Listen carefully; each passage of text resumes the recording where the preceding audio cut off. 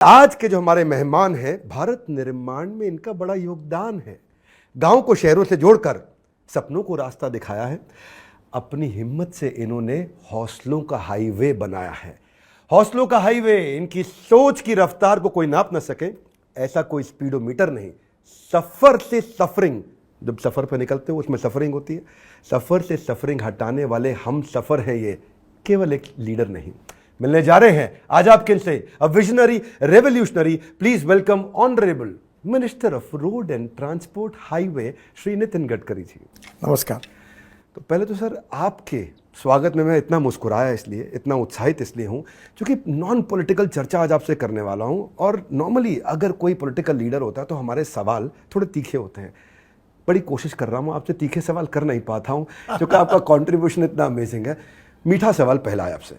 आपको India highway man माना जाता है और बाल ठाकरे आपको रोड करी बुलाते थे, गडकरी की जगह। और एक दिन में 12 किलोमीटर का हाईवे बनता था पहले, और आज मैंने सुना लगभग 38-40 किलोमीटर का हाईवे बन रहा है एक दिन में। 70 साल में 96,000 किलोमीटर बना। पिछले 10 साल में 96,000 किलोमीटर आपने फिर बनाया। आपने एफिशिएंसी लाई। माना तो यही जाता है कि कंस्ट्रक्शन का काम बहुत टेक्निकल है, पर नितिन जी, पढ़ा था हमने, खासतौर से आपने पढ़ा था कॉमर्स और कानून। आपने पढ़ा था कॉमर्स और कानून, फिर कहाँ से आया हाईवे बनाने का जुनून?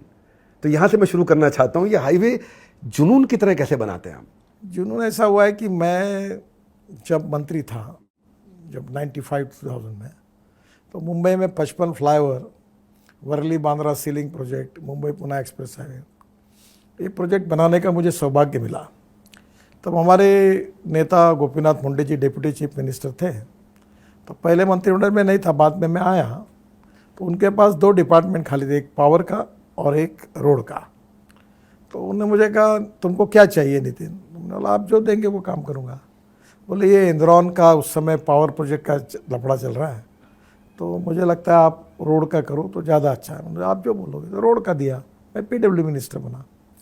काम करते करते समय एक दिन टीवी खरीदने के लिए गया, तो टीवी वालों ने, मैंने कुछ नाम नहीं बताया था मैं मंत्री हूँ करके, पर तो उसको पता चल गया कि मैं मंत्री हूँ।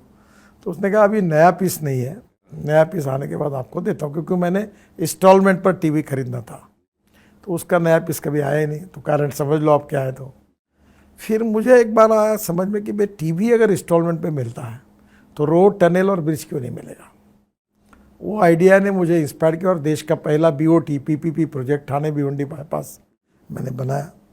फिर धीरे धीरे ध्यान में आया कि सरकार में खूब समय लगता है, बाहर से पैसा लेना है तो फाइनेंस का अप्रूवल, इसका अप्रूवल। तो मैंने एक MSRDC करके संस्था बनाई, आज फ्लैगशिप ऑर्गेनाइजेशन है गवर्नमेंट ऑफ महाराष्ट्र की। उन्हें समृद्धि महामार्ग बनाया, तो मैं इसका फाउंडर चेयरमैन हूँ। फिर मैंने तय किया तो वो संस्था बनाई, तो पैसे ही नहीं थे। रिलायंस का टेंडर मैंने रिजेक्ट किया था। हाँ, मैंने, धीरू भाई बहुत नाराज हुए थे जी।